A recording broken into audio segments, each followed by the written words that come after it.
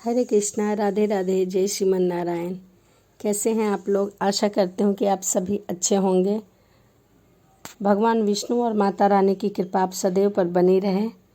तो इसी के साथ चलिए वीडियो को शुरू करते हैं। और आज मैं आपको माता गंगा की कथा सुनाऊंगी कि माँ गंगा कहाँ से और किस प्रकार से आई। तो चलिए इसी के साथ कथा को शुरू करते हैं। गंगा माता कैसे आई? गंगा जी कहाँ जाएंगी? गंगा जी को विष्णुपदी और भागीरथ क्यों कहते हैं? गंगा जी और सरस्वती का विवाद, गंगा जी के जल रूप हो जाने की कथा, गंगा जी और सागर के 60,000 पुत्रों की कथा। नारद जी ने पूछा, श्री हरि के चरण कमलों में प्रकट हुई गंगा किस प्रकार ब्रह्मा जी के कमंडल में रही? गंगा भगवान की प्रेयसी भी है, कहो ये सब बातें कैसे घटी? नारायण जी ने कहा, हे नारद, प्राचीन समय की बात है। जलमयी गंगा गौलोक में विराजमान थी। राधा और कृष्ण के अंगों से प्रकट हुई ये गंगा उनका यंश और साक्षात उनका स्वरूप ही है।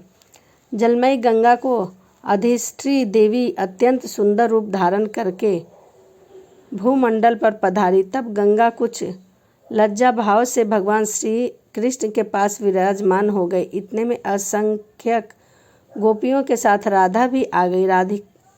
राधिका को आता देखकर कृष्ण उठकर खड़े हो गए और हंसकर आश्चर्य भाव से मधुर वचनों में बातचीत करने लगे। गंगा तुरंत उठ गई और राधा का स्वत्वन किया। राधा ने कहा, प्रायश आपके प्रश्न मुख कमल को निहारने वाली ये कल्याणमयी कौन है?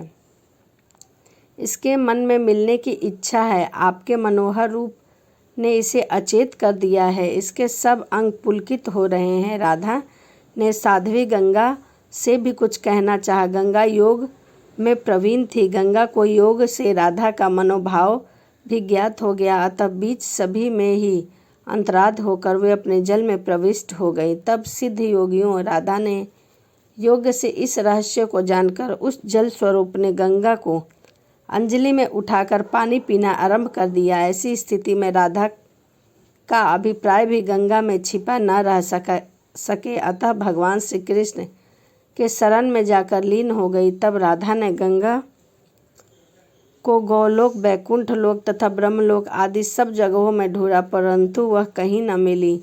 उस समय सर्वत्र ही नितांत अभाव हो गई। फिर तो विष्णु, शंकर, धर्म, इंद्र, सूर्य देवता, मुनिगण सभी लोकगण आए। भगवान श्री कृष्ण को उपस्थित सभी देवताओं ने प्रणाम करके स्वागत किया। श्री कृष्ण ने देवताओं का अभिप्राय समझकर उनसे कहा, आप सभी महानुभाव गंगा को ले जाने के लिए यहाँ पधारे हैं, परंतु इस समय वह गंगा शरणार्थी बनकर मेरे चरण कमलों में छिपी है। मैं आप लोगों को उसे सौंप दूंगा, लेकिन आप पहले उसे निर्भय कर दे, क्योंकि राधा उसे पी जाने के लिए उद्धत थी। फिर तो वे सब देवता भगवती राधा को प्रसन्न करने लग गए। भक्ति के कारण अत्यंत विनीत होकर ब्रह्मा जी ने अपने चारों मुख से राधा जी की स्तुति की। ब्रह्मा जी की इस प्रकार से प्रार्थना कर राधा जी हंस पड़ी। उन्होंने गंगा जी की सभी बातों को स्वीकार कर लिया। तब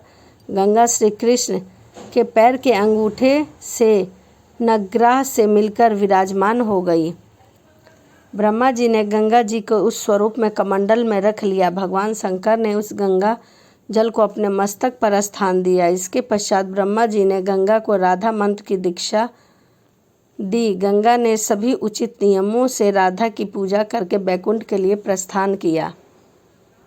जब गंगा बैकुंठ को चली गई, तब ब्रह्मा जी ने बैकुंठ पहुँचे और जग प्रत्यय प्रभु श्री हरि को प्रणाम करके कहा, भगवान श्री राधा और कृष्ण के अंग से प्रकट हुई ब्रह्मदेव स्वरूप ने गंगा इस समय एक देवी के रूप में सुशोभित है। प्रभु, आपसे मेरी प्रार्थना है कि आप सुरेश्वरी गंगा को अपनी पत्नी बना लीजिए। सभी पुरुष प्राकृतिक से उत्पन्न हुए और स्त्रियां भी उनकी कला है। केवल आप भगवान विष्णु ही प्राकृतिक से परे निर्गुण ब्रह्मा है। परिपूर्ण श्री कृष्ण स्वयं दो भागों में विभक्त हैं। आधे में तो दो भुजा श्री कृष्ण बन रहे हैं और उनका आधा अंग आप चतुर्भुज श्री हरि के रूप में प्रकट हो गए हैं। इसी प्रकार श्री कृष्ण के वामन से उत्पन्न हुई राधा भी 2 रूपों में परिणित है। दाहिने अंश में स्वयं रही और बाएं अंश में लक्ष्मी जी प्रकट हुई। अतः वे गंगा आपको ही वरण करना चाहती हैं, क्योंकि आपके महाभाग ब्रह्मा ने गंगा को भगवान विष्णु के पास बैठा दिया, फिर स्वयं श्री हरि से विवाह के नियम अनुसार गंगा को ग्रहण कर लिया और वे अपने प्रियतम बन गई। जो गंगा पृथ्वी पर पधार चुकी थी वह भी एक समय के अनुसार उस स्थान पर पुनः आ गई। भगवान के चरण कमलों में प्रकट होने के कारण गंगा जी विष्णुपदी नाम से प्रसिद्ध हुई।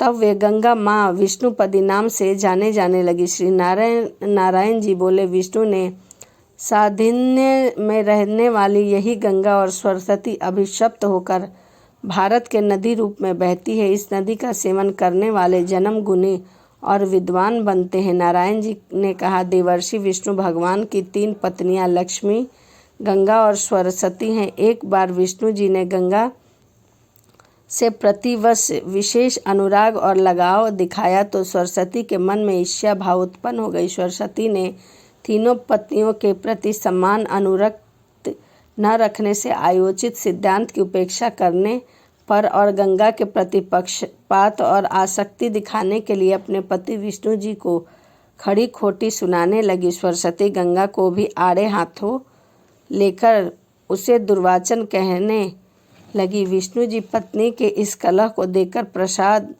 से बाहर चले गए। अब तो सरस्वती को बहुत क्रोध आया और भड़क उठी। वह गंगा के केस पकड़ने और उसे मारने को लपकी। लक्ष्मी ने बीच में आकर दोनों को शांत करने का प्रयास किया।